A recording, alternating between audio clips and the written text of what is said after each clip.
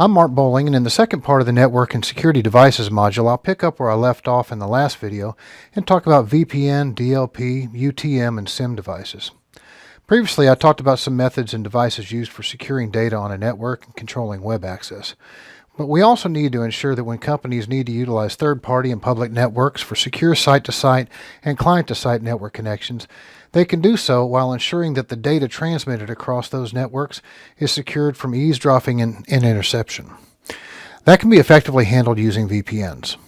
We also need to ensure that sensitive and classified data on the network is kept secure. Data loss prevention provides mechanisms to make sure that sensitive data is only shared with those who are authorized to access it. A virtual private network, or VPN, creates a secure encrypted connection, or tunnel, across the internet back to an organization's network.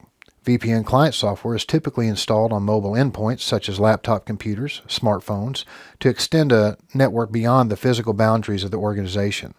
The VPN client connects to a VPN server such as a firewall, router, or VPN appliance concentrator. And once a VPN tunnel is established, a remote user can access network resources such as file servers, printers, and voice over internet protocol, VoIP, phones, just the same as if they were physically located in the local network.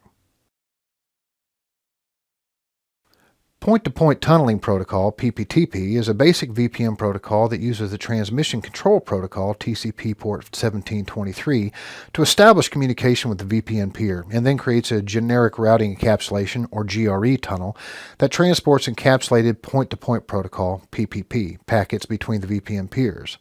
Although it's easy to set up and considered to be very fast, it's perhaps the least secure of the various VPN protocols.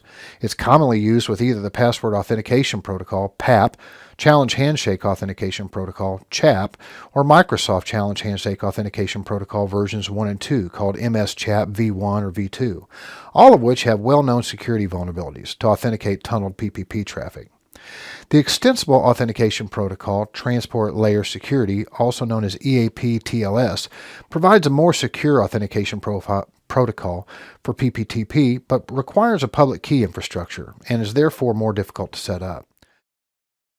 The Layer 2 Tunneling Protocol, L2TP, is a tunneling protocol that's supported by most operating systems, including mobile devices. Although it provides no encryption by itself, it's considered secure when used together with IPsec, discussed in Module 2445. The Secure Socket Tunneling Protocol, SSTP, is a VPN tunnel created by Microsoft to transport PPP or L2TP traffic through an SSL 3.0 channel. SSTP is primarily used for secure remote client VPN access rather than site-to-site VPN tunnels.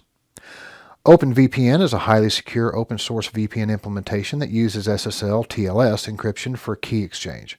OpenVPN uses up to 256-bit encryption and can run over TCP or UDP. Although it's not natively supported by most major operating systems, it has been ported to most major operating systems, including mobile device operating systems. Internet Protocol Security, commonly referred to as IPsec, is a secure communications protocol that authenticates and encrypts IP packets in a communication session. An IPsec VPN requires compatible VPN client software to be installed on the endpoint device. A group password or key is required for configuration, and client-to-server IPsec VPNs typically require user action to initiate the connection, such as launching the client software and logging in using a username and password. An IPsec VPN can be configured to force all the user's internet traffic back through the organization's firewall, providing optimal protection with enterprise-grade security, but with some performance loss. Alternatively, split tunneling can be configured to allow internet traffic from the device to go directly to the internet, while other specific types of traffic route through the IPsec tunnel for acceptable protection with as much less performance degradation. If split tunneling is used, a personal firewall, previously discussed, should be configured and active on the organization's endpoints, as a split tunneling configuration can create a side door into the organization's network. Attackers can essentially bridge themselves over the internet through the client endpoint and into the network over the IPsec tunnel. Secure Sockets Layer, SSL, is an asymmetric encryption protocol used to secure communication sessions.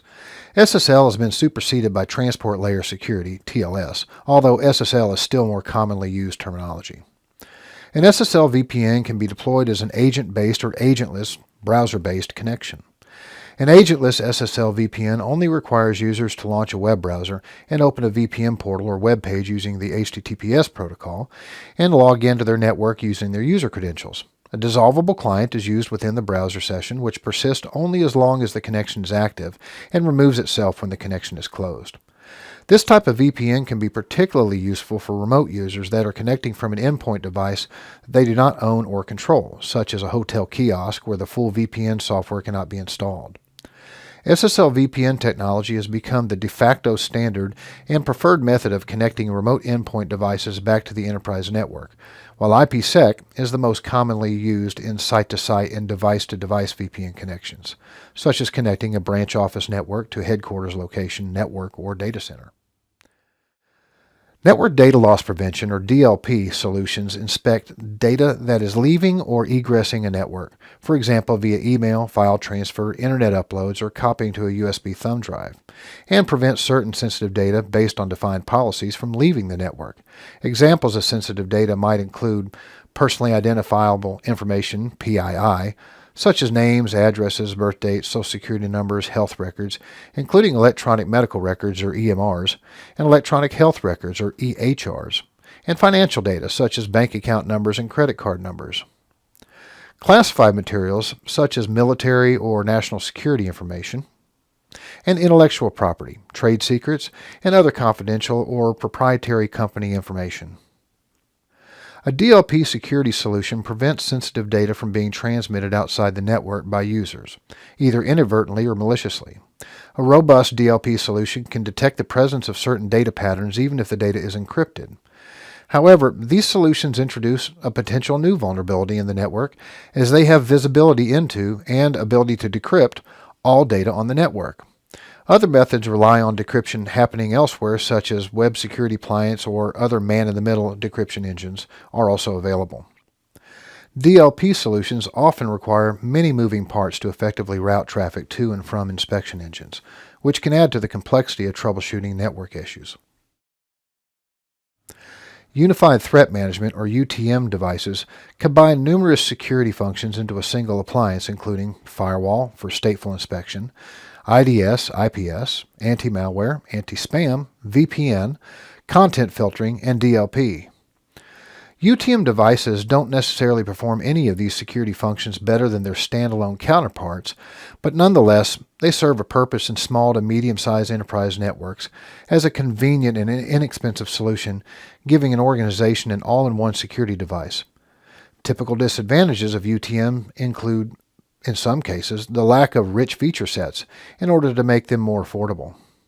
All security functions use the same processor and memory sources, and enabling all of the functions of a UTM can result in up to a 97% drop in throughput and performance as compared to top-end throughput without the security features enabled. Despite numerous security functions running on the same platform, the individual engines operate in silos with little or no integration or cooperation between each other. SIEM, or Security Information and Event Management software tools and managed services, provide real-time monitoring, event correlation, analysis, and notification of security alerts generated by various network devices and applications. And that covers all of the network security devices in this module. Once again, I'm Mark Bowling, and I'd like to thank you for watching.